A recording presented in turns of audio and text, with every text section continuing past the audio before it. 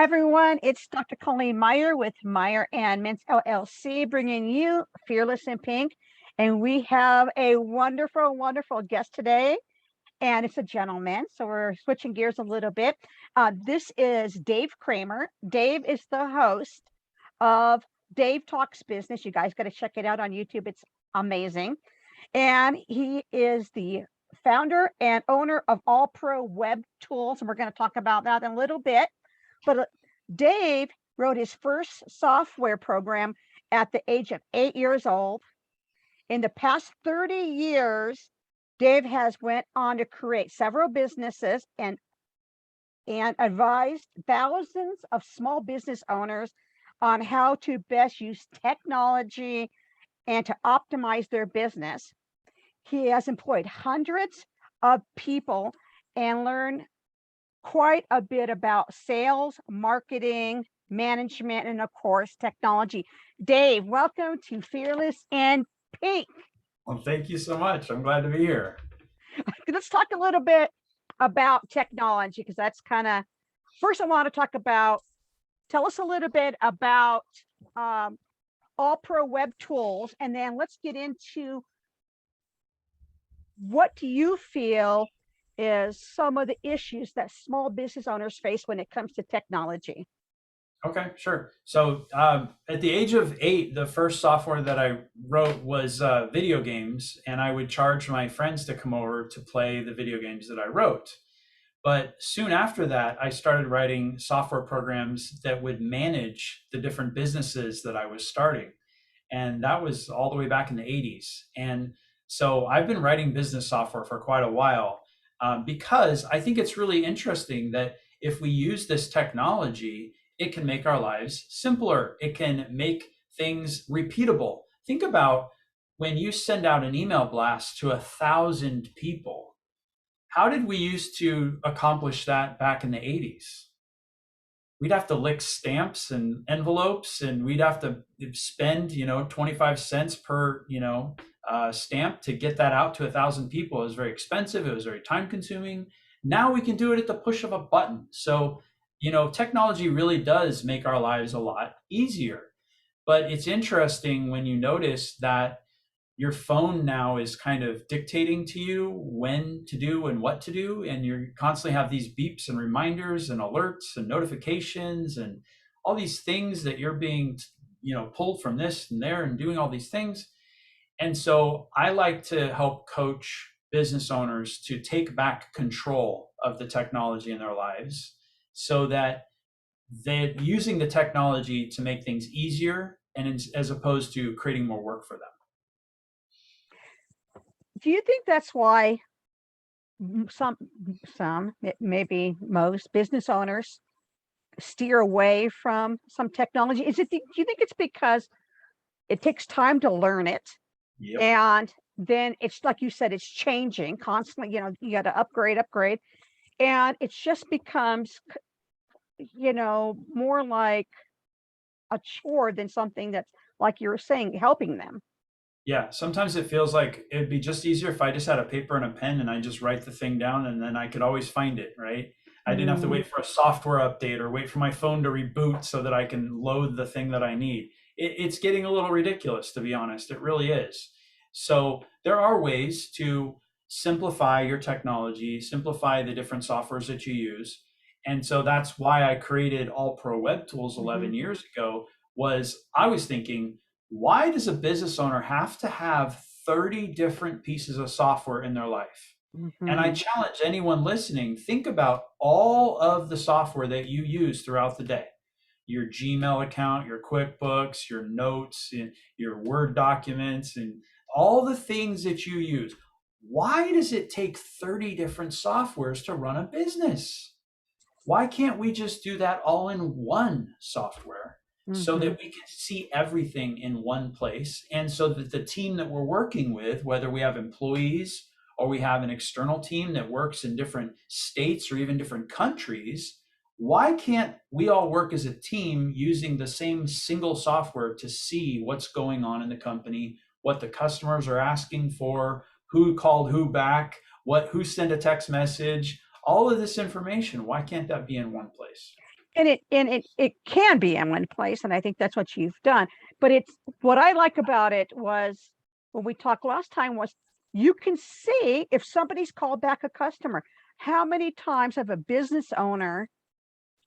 I, I have this class. It's called um, branding your company through customer service. So, in other words, if you have poor customer service, that's what's branding your business, not the sign on the Yes. door, right? No.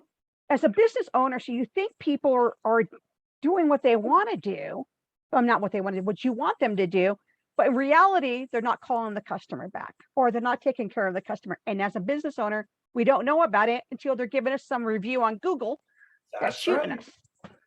That's right. Absolutely. Yes. I have the finger on the pulse of my company all the time, 24 hours a day, 7 days a week. I get an alert notification on my phone when any of my staff clocks in, and I know that they're on the job. So instead of checking the webcam to see if they're at their desk right at 9 o'clock in the morning, or Mm-hmm. calling them and saying, "Hey, are you at work yet?" I get a notification. So that eliminates a lot just right there, because I know that my customers are going to be taken care of when they start making those phone calls right at 9 o'clock. So that for me just gives me peace of mind. But yes, if a customer sends a text message to our company, I see that, and then I wait 5 minutes, and I should see a reply back from somebody on my team. And if I don't, then I can address that. You know, they say, and it's true to an extent, entrepreneurs work so many hours, they work really hard, they put in all this time, but a lot of that time is because they got 30 different things they're working through. Mhm. And if you can eliminate that, I just think that's amazing. And that it's in I fall into that same thing. Okay, I'm over here, then I'm over here. I'm like, wait a minute, what am I doing? Right. This I need to get organized, because when we're not organized in one place, we're all over the place. Things are falling off the plate. People are not getting taken care of.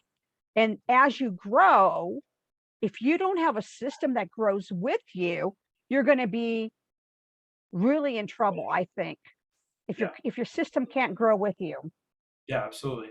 And that's another thing that's so important, is that when a customer calls in for assistance, that they get that assistance, right? Hmm. And you as the owner are supposed to be the idea person, and you are supposed to have those multiple paths and those multiple thoughts. That's what I love about working with entrepreneurs. Hmm. And you should have a team who can accomplish those goals. And so something that I just did last night, I'm awake at 2:30 in the morning, and I got this great idea, this new project that I want one of my team to start on. Well, I'm not going to call them at 2:30 in the morning and tell them about it. Right. But what I can do is I can go into a task manager, and I can write out the task with all the specifics, and I can even leave references to web pages that have information relating to the task. And then I can hit submit, and that goes to my employee's task inbox. Now, if I'm awake at 2:30 in the morning, chances are I'm not going to be awake by 9 or 10 o'clock the next day. But my staff comes into work at 8 or 9 o'clock, and they see that task sitting right there for them. So by the time I do arrive to work, they've already started on the project, and they've made their list of questions for me. So it prevents them from having to wait around for me to give them things to do, because they always have a task list. And it happens when I'm in the grocery store, it happens late at night, it happens when I'm at a restaurant, and I just have these random ideas, as all business owners do, that you can task it and then forget it. And what's really nice about that is when you can clear your mind, you don't have to keep rehearsing that in your mind. Remember to tell them on Monday. Remember to tell them on Monday. Remember to tell them on Monday.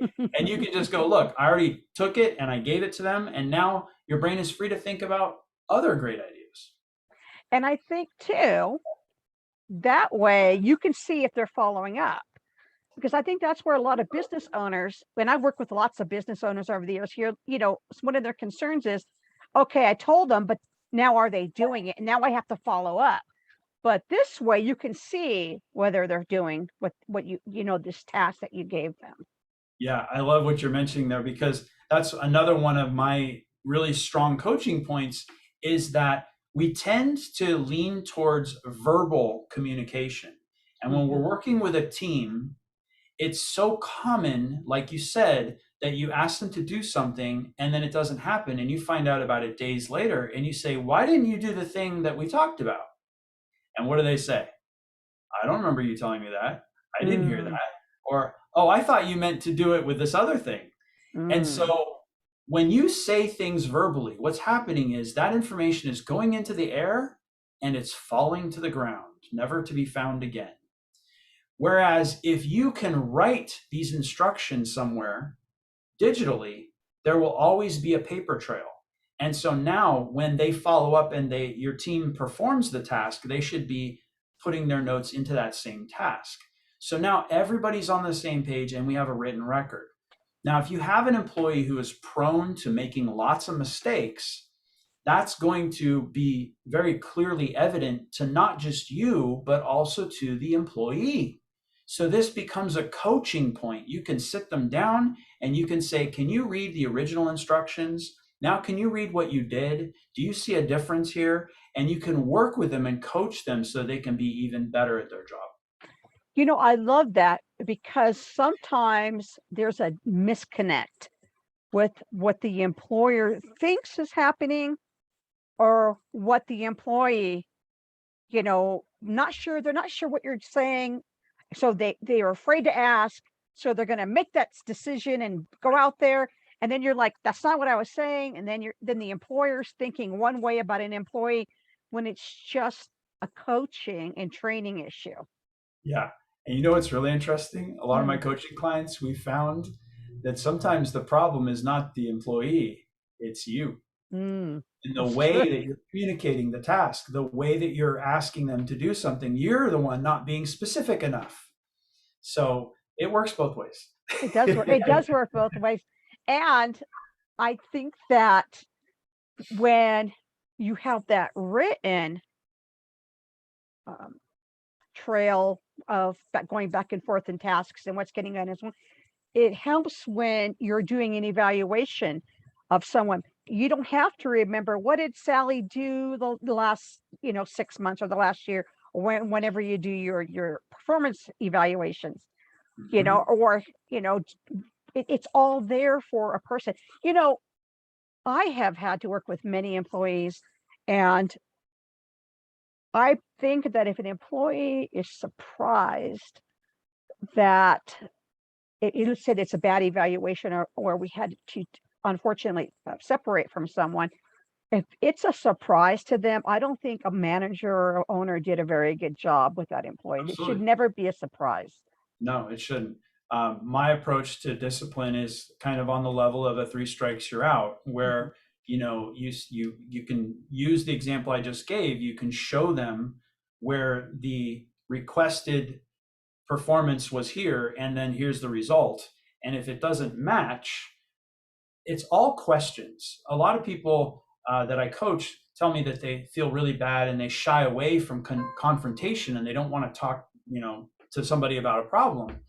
And what I tell them is you really just have to ask questions. And if you're asking questions, you're not considered yelling at them and you're not chastising them. You're asking questions. And so I think it's like a 5-step question process. So the first question is, do you see what the original request was? And they say yes. And you say, okay, do you see what the result was? And they say yes. And you say, okay, do you see a difference between the request and the result? And they have to say yes. Otherwise, you can go through that process and maybe underline it if you really need to. But you say, do you see how these two are different? And they'll say, okay, yeah, I see that. And the next question is, what is our company policy regarding this, whatever it is, right? And so they should have a knowledge of the company policy. If they don't, then there's your coaching point. They were never told or they forgot or whatever. And if you need to write it down and have them sign it so that there's evidence that they were aware of that policy, then you can do that. But a lot of times they'll know the policy, so they'll state the policy to you. So now you're on the 4th step. You've identified the request, the result, the difference, and the policy. So the last question is, why did that happen, employee? And now this is the chance that they have to offer you an excuse. And that's typically going to be something like, I forgot, or I ran out of time, or I didn't know I was supposed to do it that way, or I've just been having a really rough week, or I haven't gotten a lot of sleep, or whatever the issue is. And so regardless of what the issue is, the next question is, okay, how can you resolve that? How can you make sure that you are performing at peak performance next time? And so again, you're putting it on them, and you're not actually accusing them or telling them, punishing them. You're asking them, look, we have a company to run here, and we need to all operate at peak performance. And you just identified that you weren't operating according to policy. So what do you suggest would make this easier? And I got to tell you, I've had people say things that I wasn't expecting.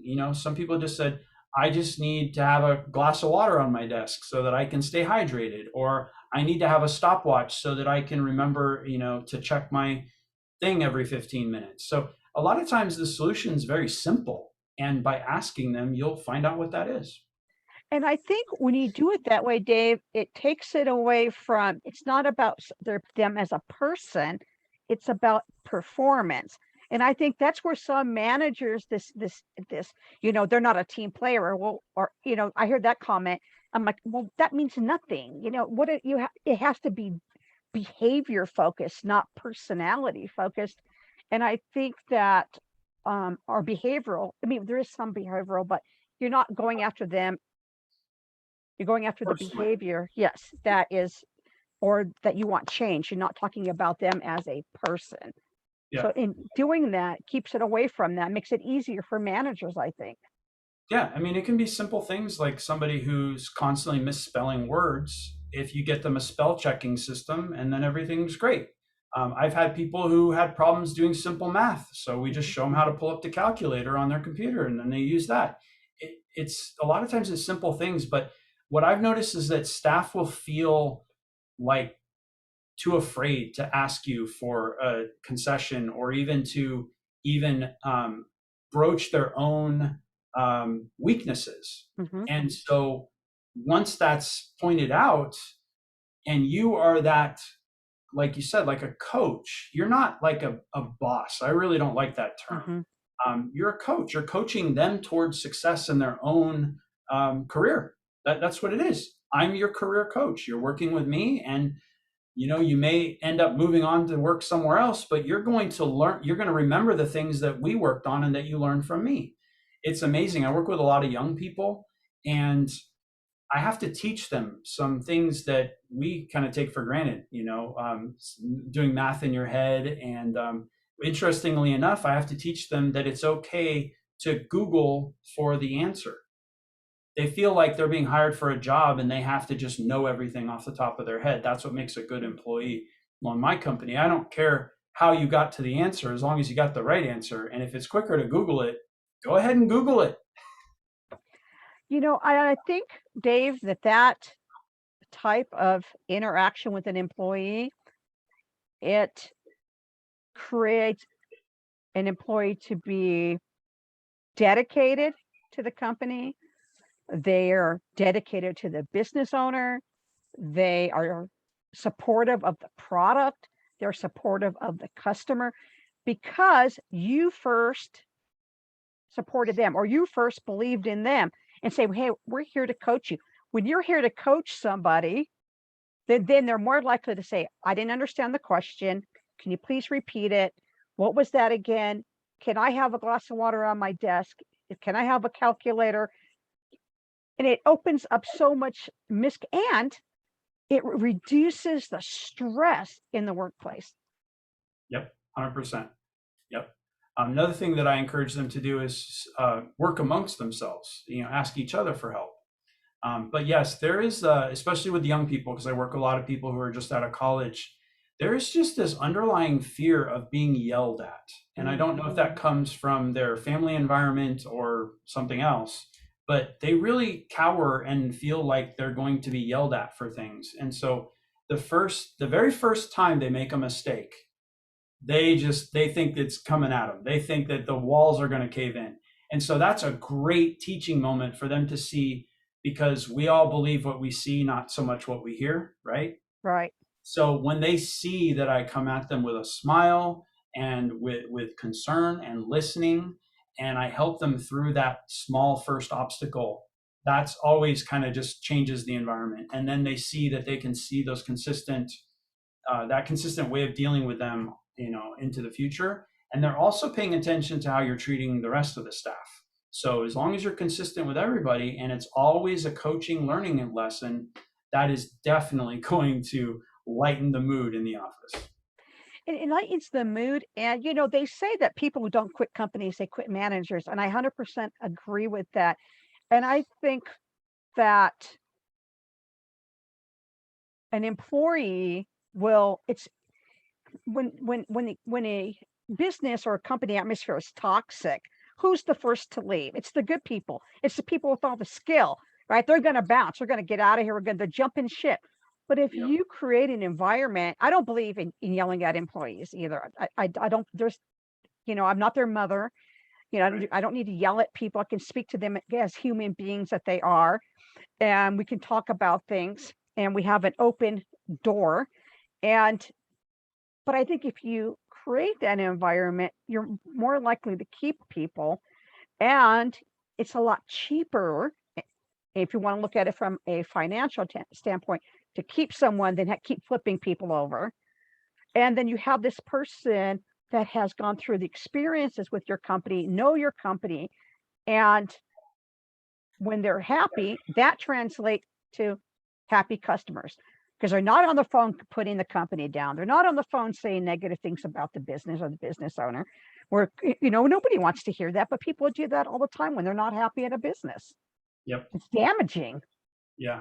And what's really interesting is putting them through this process. They actually take it in, and then I usually have them train the next person who comes in.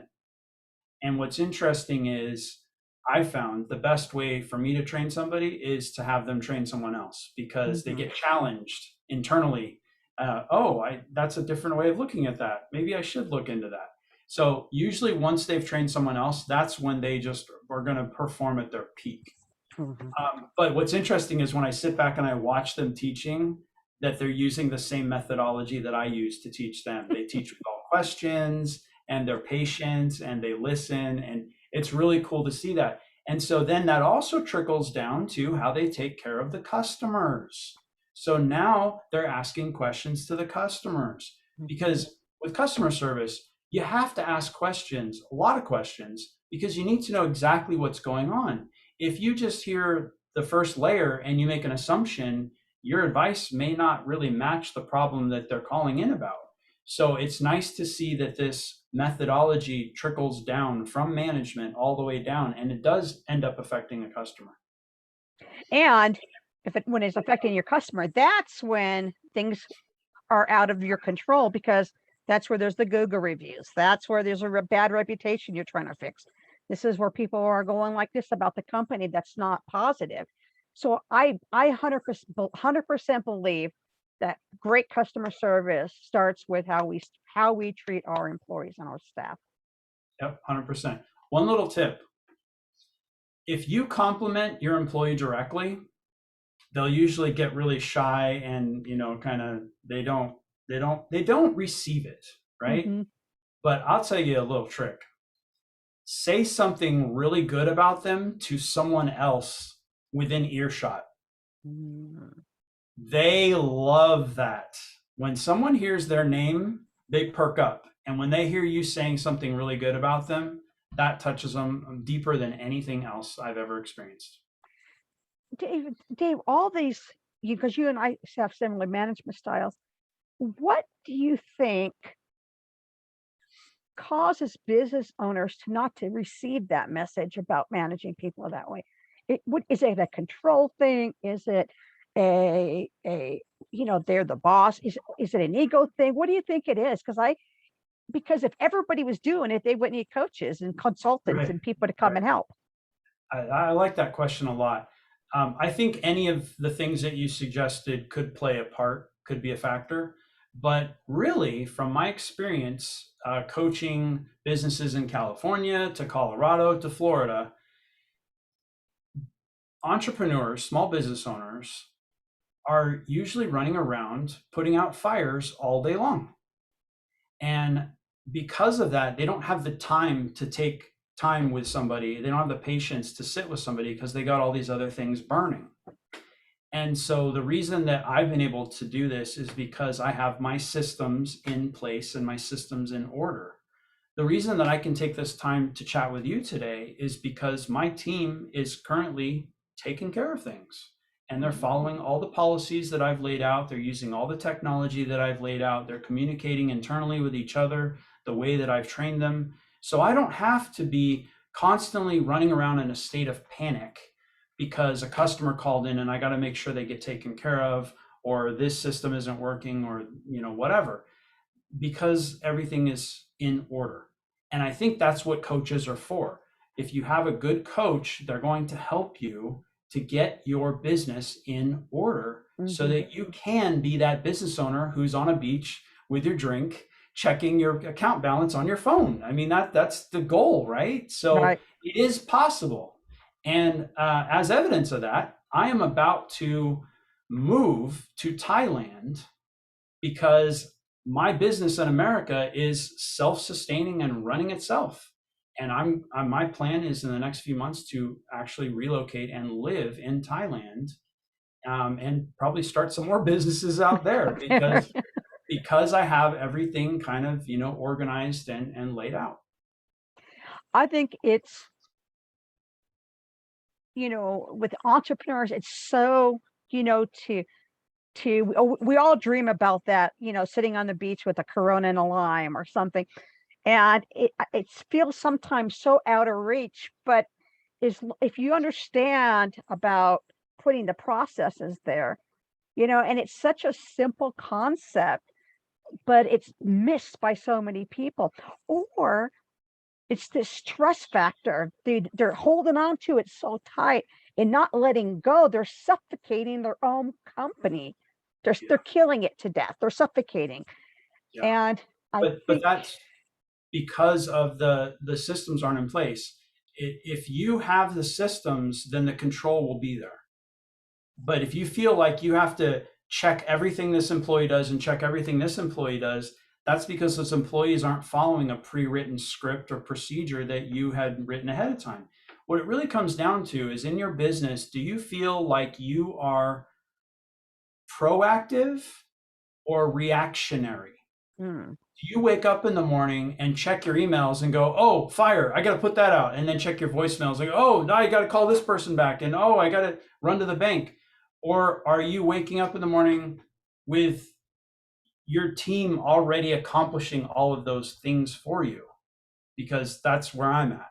And that's what I want to help you to do. That's what I want to help anybody listening to do. And that's why I created the Dave Talks Business YouTube channel, where you're going to see my business in the US, but you're also going to see my travel to Thailand as I create a new company there from start to finish in a country where I don't even speak the language. I can't wait. I'm excited for you. I'm going to live vicariously through you, Dave. I'm hoping a lot of people will.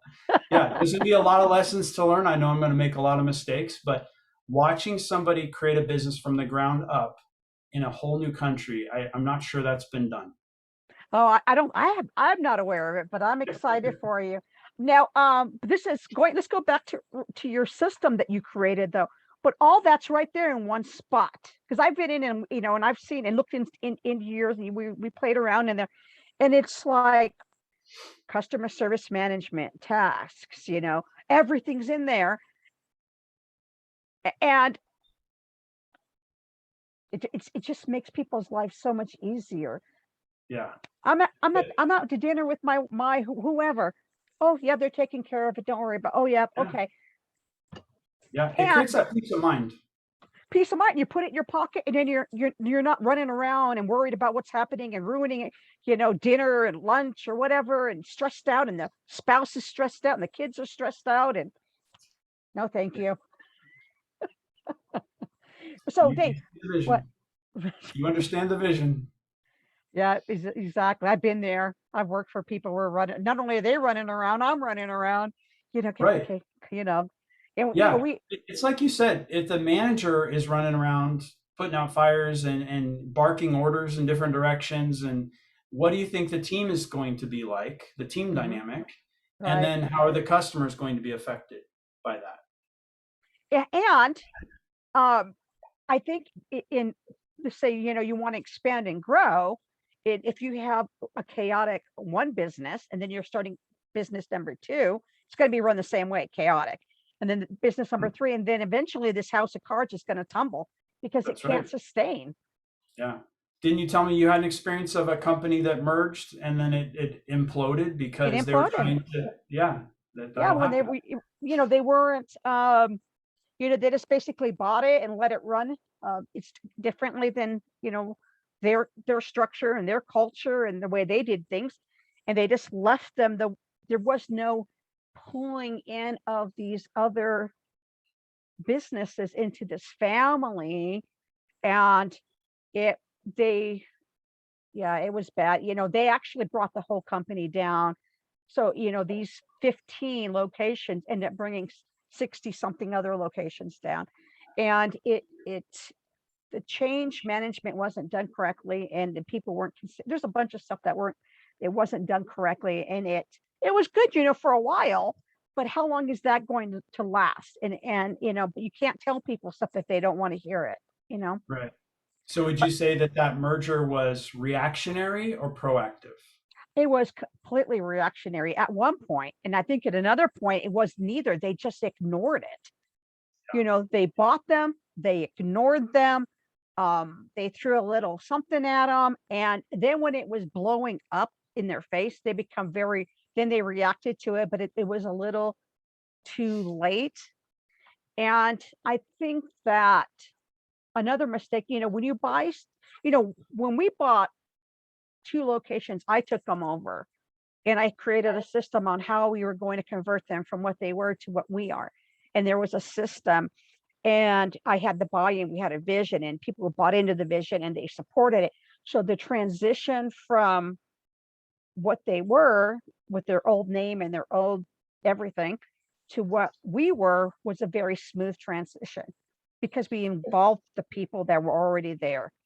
Right. We That's how it should be listened to them. Yeah, you listen to them.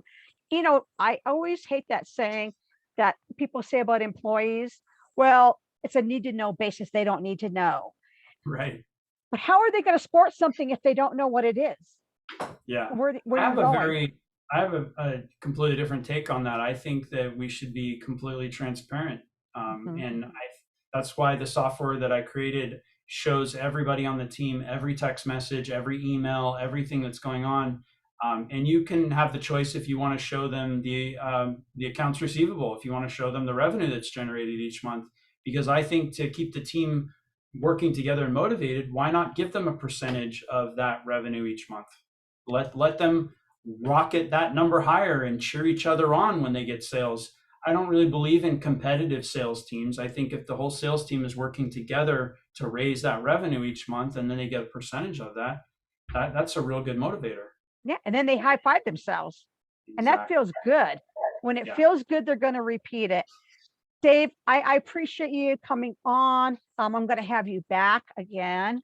Oh, thank you. I want to hear about your adventures in Thailand, and I'm sure the listeners do too. So they can find Dave Talks Business on YouTube, Yep. and your website for your system is allprowebtools.com. and they can get in there. And I know that they can talk to your employees directly if they have any questions, right? They can get in there. Yep. All 100%. right. All right, Dave. And do you have an Instagram or Facebook for your business that you have people follow, or it's just the YouTube channel? I've got everything and it's all Dave Talks Business. Dave Talk Fitness, guys. You got to check it out. All right, Dave Kramer. Thank you for being on Fearless in Pink. Thank you so much.